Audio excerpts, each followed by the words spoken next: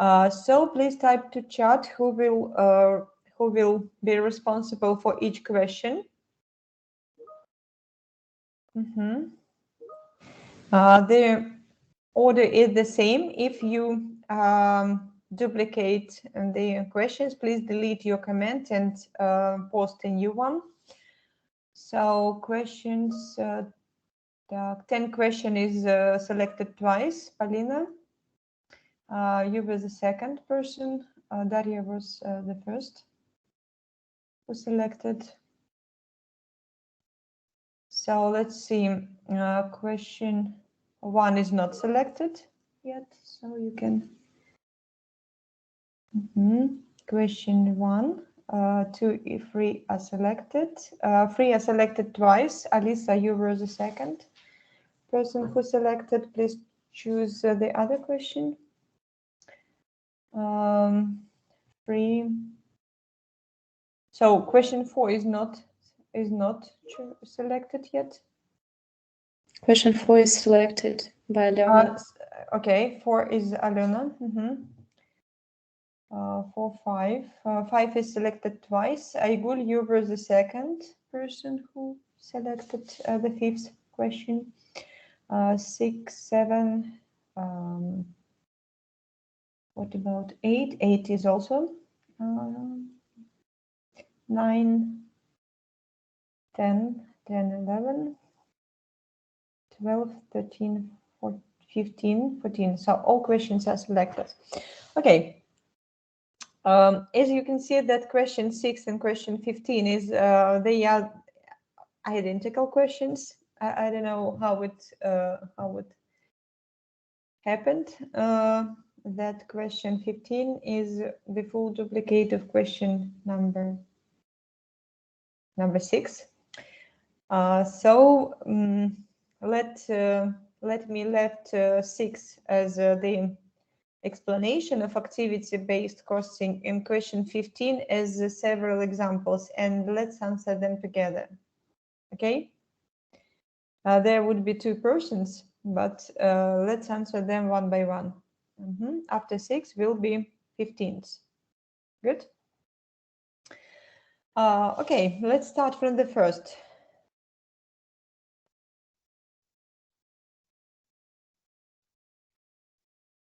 Diana, or who will be the first presenter? So the question number 1 is not selected. Yes. So who will try the role of the cost in cost accounting? So how can we define it?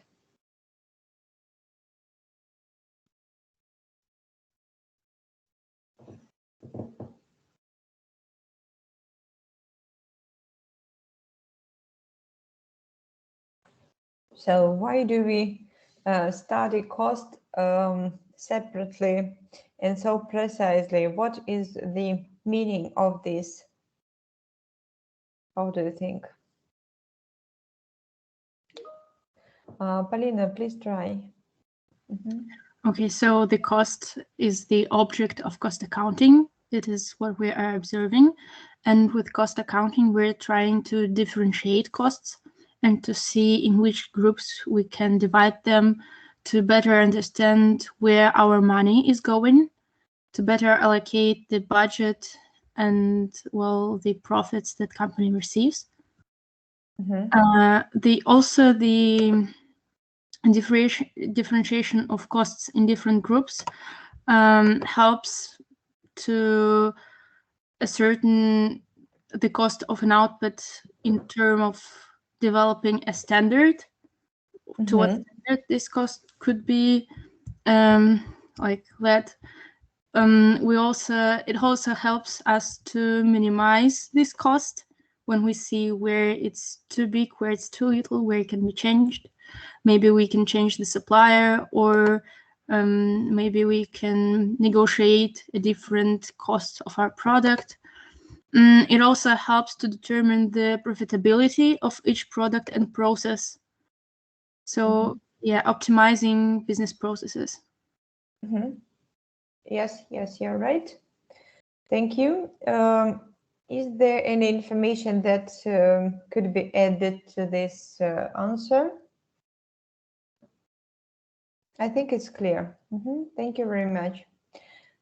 So question number 2, who is responsible? Daria? Yes. So state 6 different benefits of cost accounting. First one is measuring and improving efficiency. Second, identification of unprofitable activities. Third, price reduction. Then fixing prices. Evaluate the reasons for losses. And control over stock. Yes. Okay. Any questions? Daria, thank you very much. And we will go to question number 3, Polina. Or who will be responsible for this? I see Polina. Yeah, I can answer that, or if anyone wants, because I've already answered once. Alicia, maybe you can take this, or? Yes, I can. Okay, let's start. In manufacturing companies, a product's cost is made up of 3 cost elements. It is direct material cost, direct labor cost, and manufacturing overhead costs. These cost elements can be grouped in prime costs, that are costs directly incurred to create a product or service. Prime costs are the same as direct costs, and conversion costs are those production costs required to convert raw materials into completed products. Conversion costs consist of direct labor and manufacturing overhead. That's all. Okay, good. Thank you. So, Timothy, Alice.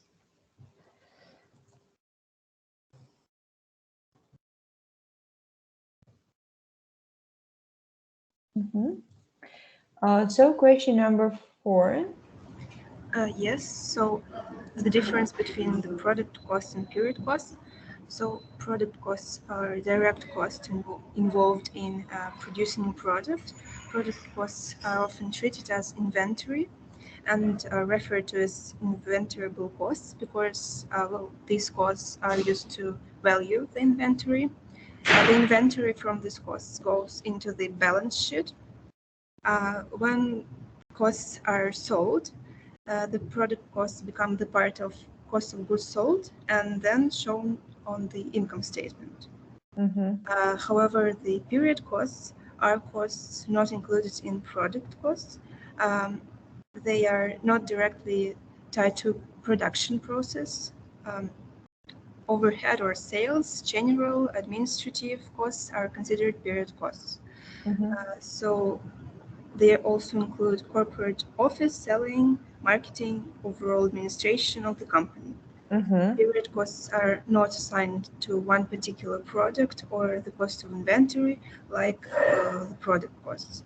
Therefore, period costs are listed as an expense in the accounting period and are shown on the income statement. Okay. Is it clear for other persons or other participants? I suppose yes. But Diana will tell us about question 5. Okay, 1 second. Yeah. Question 5 is concerned about volume and its impact on the unit fixed cost, unit variable cost, and etc. Let's start from the unit fixed cost. Actually, we had graphs in our presentation, and it's easier to look at them, but I'll comment. Speaking about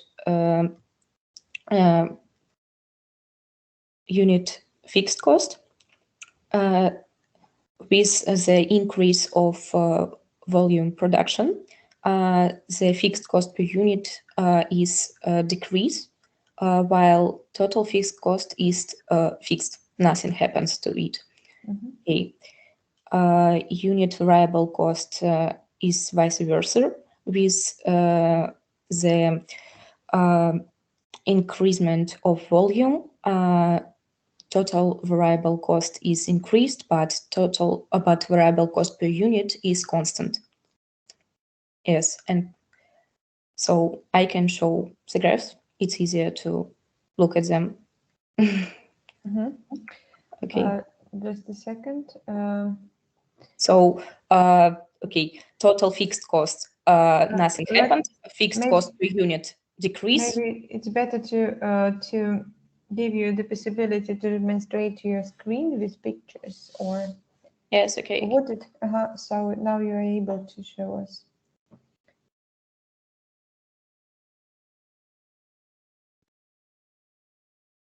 Okay.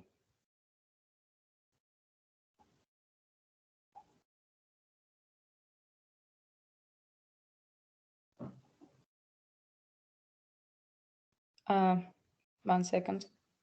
Total fixed cost, nothing happened. With the increasement of volume, it is just straight line. With the increasement of volume, fixed cost per unit of product is decreasing. And if you're speaking about the variable, this is vice versa. Variable cost per unit of production is constant, like this line, and total variable costs are increased with the increasement of volume, like this. Okay, good. Thank you. That's all. Yes, thank you. So. Well, I'm answering the I'm answering the question number 6. First of all, I will tell you about activity-based costing and what is it. Activity-based costing is a costing method that identifies activities in an organization and assigns the cost of each activity to all products and services according to the actual consumption by each. So therefore, activity-based is a measure of whatever causes the incurrence of a variable cost. So it must be variable with respect to something, and that something is its activity base. So that is probably the all concerning the theoretical material, and Paulina will tell you about the examples as you asked. Yes. So some of the most common activity bases that we can face that are direct labor hours or machine hours, unit produced, unit sold. And also sometimes there can be the number of miles driven by, for example, salesperson, or the number of pounds that cleaned by Harel, or the number of calls handled by, for example, technical support staff. So these are the examples. Good, thank you. So different firms from even the same industry could have specific set of activities, and that's why company is developing this system for the internal use only. And sometimes it is using it for reporting.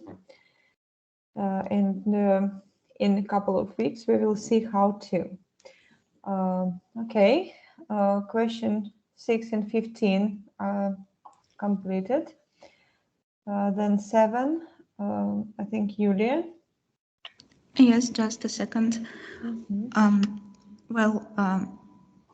The curvilinear cost function is indeed used by economists, but accountants can use a straight line function because in the relevant range it approximates a curvilinear function pretty well and reflects its its value.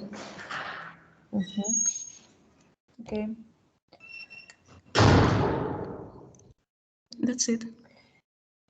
Any questions? So I hope it's okay. Thank you.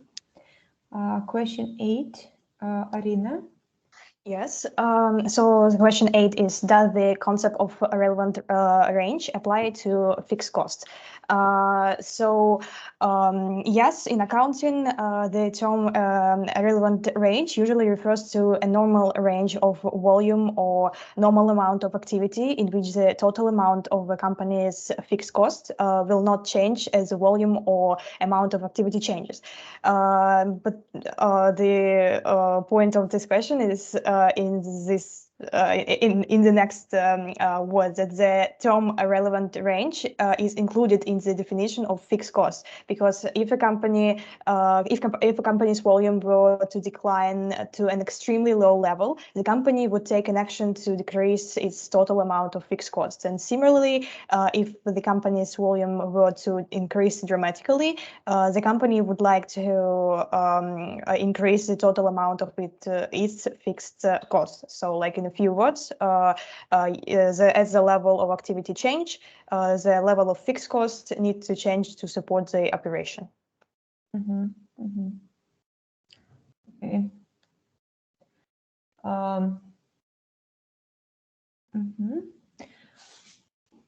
So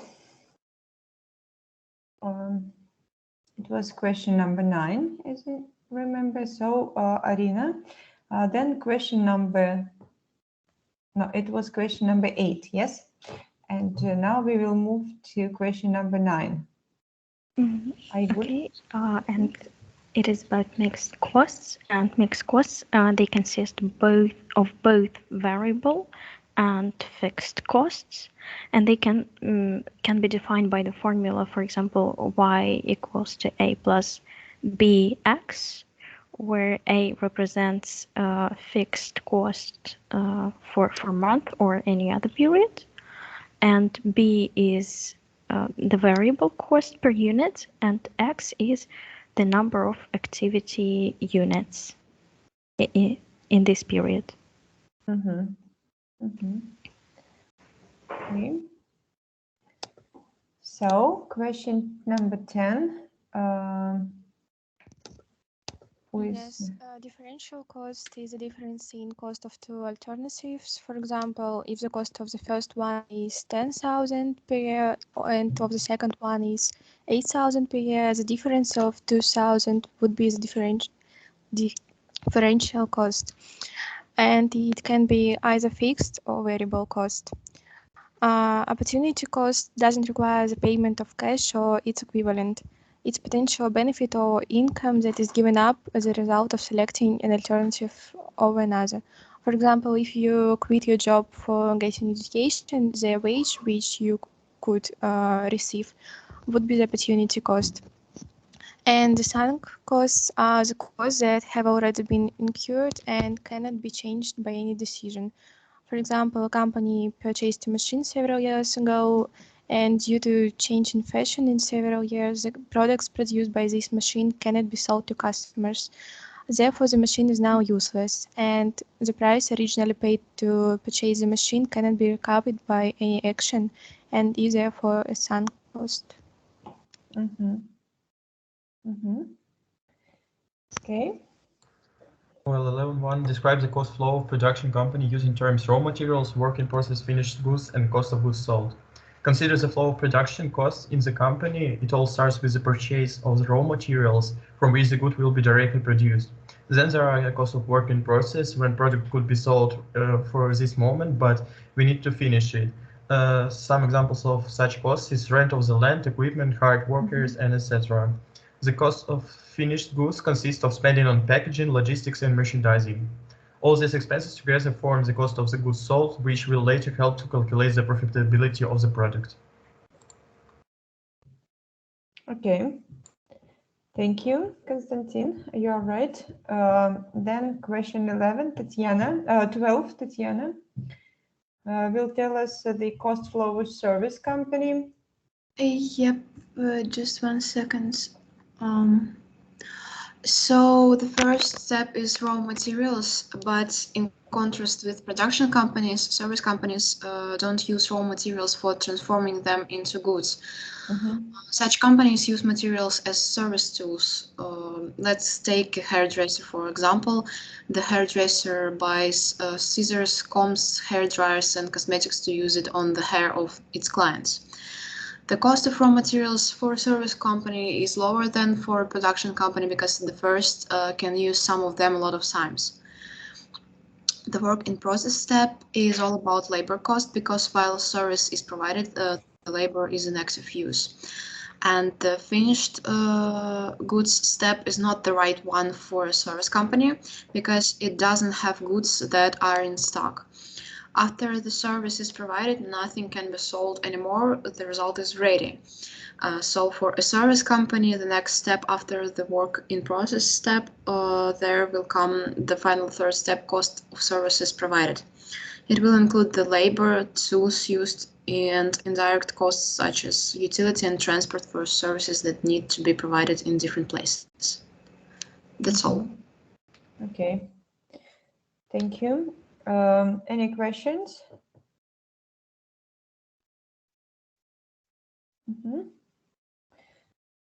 Okay. Then question 13. So who was Alexandra? Yeah. Okay. What is the definition of opportunity cost, and what is the opportunity cost to incur by attending class? Opportunity cost is the potential benefit that is given up when one alternative is selected over another. The opportunity cost I incur by attending class is that I give up an amount of money that I pay to enroll to HSE career. Also could be sort of like an activity that I'm giving up to attend classes just to gain more knowledge and get points for participating in class. Okay. Thank you. I think now it's definitely clear because in 2 questions we have met this. Then question number 14. So yeah, as Daria said, a sunk cost is a cost that has already been incurred and that cannot be changed by any decision made now or in the future. And some of examples can be marketing expense. So advertisement and marketing expenses should not be considered in the future decision-making process. The amount of money which has already been spent on marketing and advertising cannot be recoverable. And also payroll expense. Payroll accounting expense include salaries, employees' benefits, expenses on employees' training, and etc., which will become sunk cost once the amount paid in payroll had. The amount which is already spent on employees, directly or indirectly, cannot be recovered. Cannot be recovered. You're right. Okay, I think now it's approximately clear what is included into each category, and I hope you're ready to make a test. Yes? Let me here